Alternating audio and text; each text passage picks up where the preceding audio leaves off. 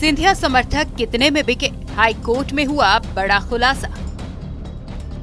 BJP नेता ने ही खोल दी सिंधिया समर्थक विधायक की पोल। कोर्ट में बताया कि विधायक ने कितने पैसे लेकर छोड़ी थी कांग्रेस। बीजेपी नेता का दावा, 50 करोड़ लेकर विधायक ने बदला था पाला। मध्य प्रदेश में 3 साल पहले कांग्रेस में बगावत हुई थी। सिंधिया समर्थक 22 विधायकों ने एक साथ इस्तीफे का ऐलान कर दिया था। अपना इस्तीफा भी उन्होंने बेंगलुरु से भेजा था। कांग्रेस ने विधायकों को मनाने की कोशिश तो बहुत की थी, लेकिन विधायकों तक कांग्रेस नेताओं की पहुंच नहीं बन पाई। इसके चलते कांग्रेस की सरकार चली गई। सिंधिया तो सीएम नहीं बनाए जाने के चलते नाराज थे। बीजेपी की ओर से जब बड़ा ऑफर आया तो वो बीजेपी में चले गए। ऐसे में सवाल उठ रहे थे कि आखिर एक साथ 22 विधायक किस लिए दल बदल गए। उसमें से भी आधा दर्जन से ज्यादा विधायक तो मध्य प्रदेश सरकार में कैबिनेट मंत्री थे।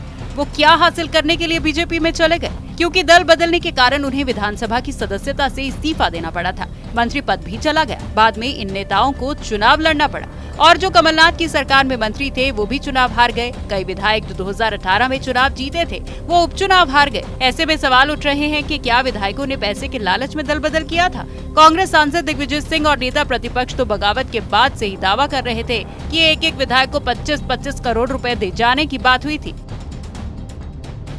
वो बात अलग है कि किसी विधायक को 15 करोड़ मिले तो किसी को 20 करोड़, 25 करोड़ किसी को नहीं मिले, क्योंकि विधायकों का सौदा थोक में ज्योतिरादित्य सिंधिया ने किया था। पूरी डील बीजेपी हाईकमान से सिंधिया ने ही की थी, इसलिए पैसे भी महाराज के जरिए ही विधायकों तक पहुंचाए गए।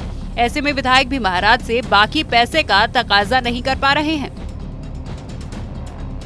कांग्रेस नेता तो दावा कर रहे थे कि डील 25 करोड़ की थी, लेकिन अब कोर्ट में जो खुलासा हुआ है उसमें साफ हो रहा है कि डील उससे कहीं ज्यादा बढ़ी थी।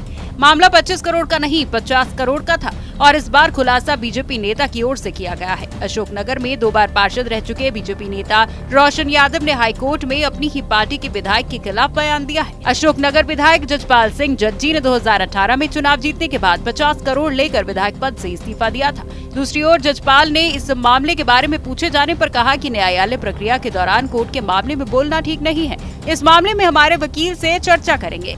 दरअसल 2018 में जजपाल ने कांग्रेस से टिकट पर चुनाव लड़ा था और जीत गए थे। अनुसूचित जाति के लिए आरक्षित सीट पर उन्होंने भाजपा के लड्डू राम कोरी को शिकस्त दी थी। 2020 में वो कांग्रेस से भाजपा में आए और पार्टी के टिकट पर अशोकनगर से चुनाव जीते। लड्डू राम ने जजपाल के अनुसूचित जाति के प्रमाण पत्र को फर्जी बताते हुए नामांकन निरस्त करने की मांग की थी। इस मामले की सुनवाई अभी तक चल रही है और इसी दौरान बीजेपी नेता रोशन यादव ने दावा किया है कि दूसरे विधायकों का तो पता नहीं, लेकिन जजपाल सिंह ने 50 करोड़ रुपए कांग्रेस से इस्तीफा देने के बदले में लिए थे।